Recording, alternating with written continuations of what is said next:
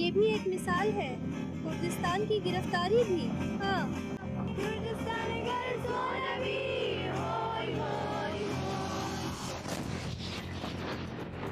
ये ईरान में युद्ध का टर्निंग पॉइंट हो सकता था। योजना चल रही थी जिसमें सैकड़ों कुर्द लड़ाके सुलेमानिया इराक से ईरान जा रहे थे और सैकड़ों बलूच पाकिस्तान छोड़ रहे थे। हम सभी को उम्मीद थी कि युद्ध अंततः शासन को गिरा देगा और ठीक इसी बिंदु पर कुर्दों को सामने आना था।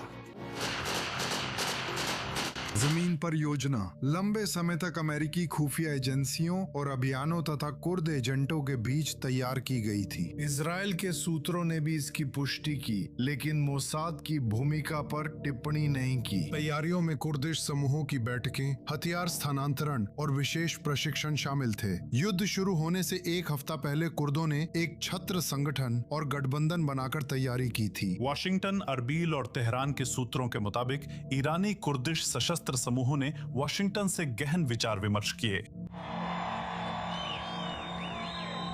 डोनाल्ड ट्रंप ने फॉक्स न्यूज को दिए बयान में कहा कि अमेरिका ने कुर्दों के जरिए ईरानियों को हथियार भेजने की कोशिश की थी, लेकिन 90वें मिनट में जब हथियारों की खेप पहले ही कुर्दों तक पहुंच चुकी थी, जमीनी अभियान रोक दिया गया। ये जानकारी तुर्की तक पहुंच गई और तुर्की ने इराक के कुर्दिस्तान क्षेत्र पर दबाव डाला कि वो इस योजना को रोक दे। जब संयुक्त राज्य अमेरिका और इजराइल ने इस कदम की योजना बनाई तो ये परियोजना बस मीडिया में लीक हो गई और फिर तुर्की सरकार तक पहुंच गई और उन्होंने इस कदम को विफल कर दिया कुछ कारणों से।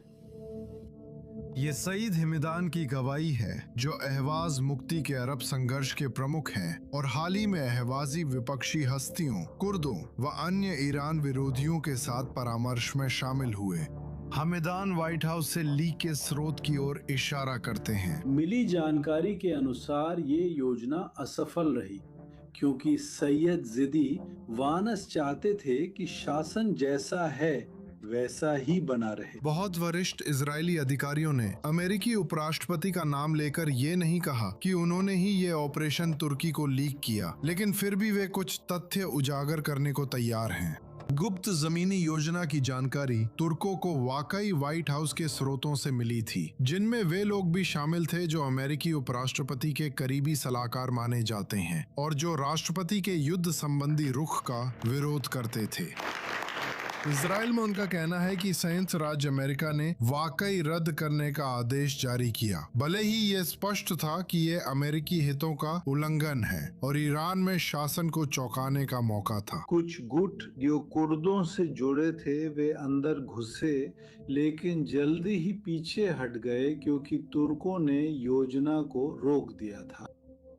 और हमने ये भी देखा कि ईरानी शासन ने कैसे बहुत सख्ती से कमोला शिविरों पर बहुत सख्त गोलाबारी शुरू कर दी। इजरायली अधिकारियों ने तुर्की और व्हाइट हाउस के अधिकारियों के बीच एक और समानता की ओर इशारा किया और वो है ईरान में शासन के पतन के परिणामों का डर, जो तुर्कों को योजना के विवरण लीक करने में अमेरिकी संलिप्तता को समझा सकता है।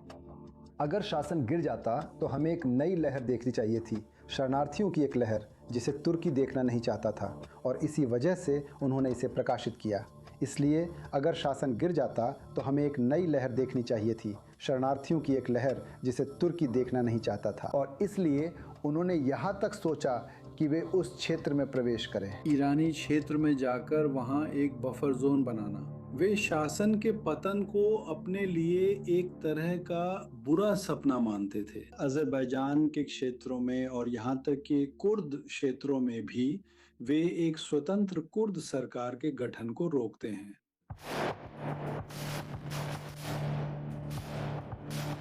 कुर्द पार्टियां और ताकतें जो इस अभियान में शामिल थीं या जिन्हें इसकी जानकारी थी, आज किसी भी तरह के संबंध से इनकार करती हैं। पार्टियों में से एक के जिन अधिकारियों ने खुले तौर पर टिप्पणी करने से इनकार किया, i24 न्यूज इंग्लिश को बताया कि लड़ाके अमेरिकी हरी झंडी मिलने के बाद इराक के सुलेमानिया से ईरान रवाना हो गए थे। मुस्तफा अल हिजरी ईरानी कुर्दिस्तान की डेमोक्रेटिक पार्टी के वरिष्ठ नेताओं में से एक हैं।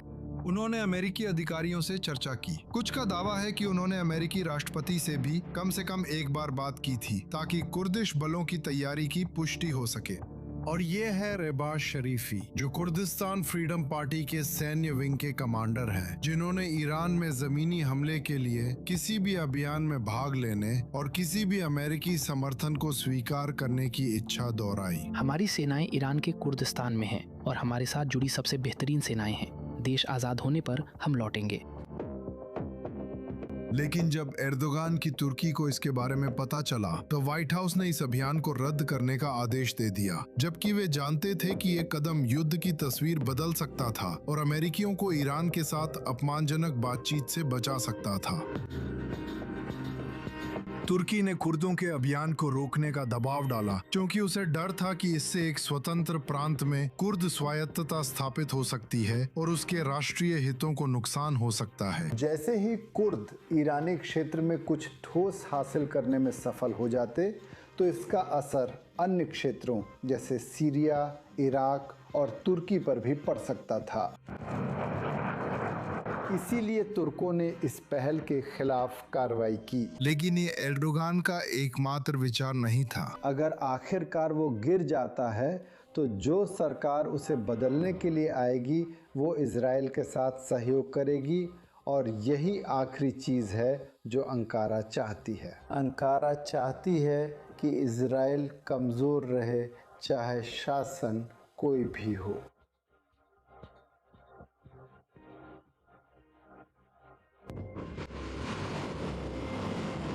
ईरानी शासन का विरोध करने वाले विपक्षी तत्वों में अमेरिकी योजना और उस ऑपरेशन की बुनियादी धारणाओं पर भी काफी आलोचना है, जो अंततः किया ही नहीं गया।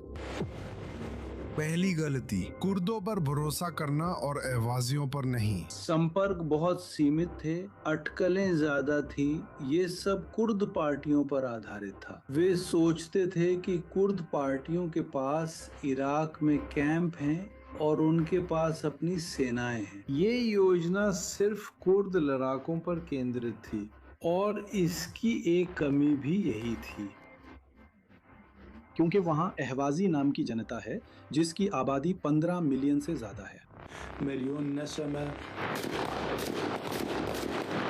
अगर राजनीतिक समझदारी होती तो इस क्षेत्र पर काम किया जाता, खासकर खुर्मज का मुद्दा जो कि अहवाज क्षेत्र में है। सिर्फ इसी पर ध्यान देना काफी होता, यहाँ तक कि यह ईरान के लिए चौथा कार्ड है जिसे उससे छीना जा सकता है।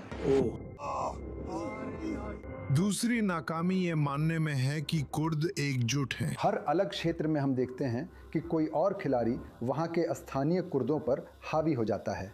खेल का नाम है पैन कुर्दवाद, और कुर्द लोग पहली विश्व युद्ध के बाद से इस परियोजना को स्थापित करने में सफल नहीं हो पाए हैं। तीसरी नाकामी कुर्दों के अमेरिका के साथ संबंधों से जुड़ी है, जब वॉशिंगटन ने अहमद अल शरा और एर्दोगान की सीरिया के पक्ष में उनका साथ छोड़ दिया। संयुक्त राज्य अमेरिका के राष्ट्रपति ने बस उत्तर पूर्वी सीरिया में सीरियाई सैन्य अभियान की अनदेखी कर दी और कुर्दों को बस के नीचे फेंक दिया। अमेरिका ने वास्तव में अपनी विश्वसनीयता को नुकसान पहुंचाया, खासकर कुर्दों के बीच।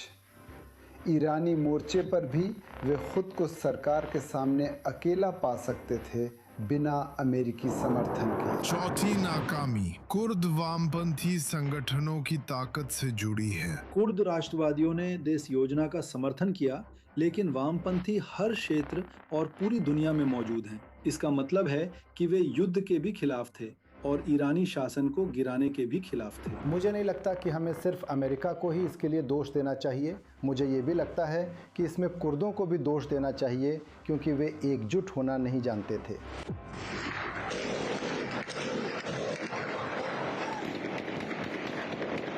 अलावी समुदाय को सुरक्षा बलों की ओर से गोलीबारी का सामना करना पड़ रहा है। यहाँ दोहरी समस्या है। आयतुल्लाहों की हुकूमत अब भी कायम है और तुर्किया भी हमारे सामने है। बहुत धीरे धीरे यहाँ पर एक बहुत ही नकारात्मक, बहुत ही शत्रुतापूर्ण नीति इजराइल राज्य के प्रति अपनाई जा रही है। अमेरिकी अभियान इस अभियान का रुख बदल सकता था, लेकिन तुर्की की दखलंदाजी ने इसे शुरू होने से पहले ही रोक दिया। इजराइल नतीजतन ईरानी मोर्चे पर एक रणनीतिक उपलब्धि से चूक सकता है और अब उसे तुर्की मोर्चे से उभरते नए खतरे का सामना करना पड़ रहा है। समय बताएगा। मैं अब भी आशावादी रहना चाहता हूँ कि हम तुर्की को ईरान नंबर 2 के रूप में नहीं देखेंगे। संयुक्त राज्य अमेरिका आज तुर्की को ईरान की भूमिका में खोना नहीं चाहता। कल हो सकता है तुर्की की बारी आ जाए।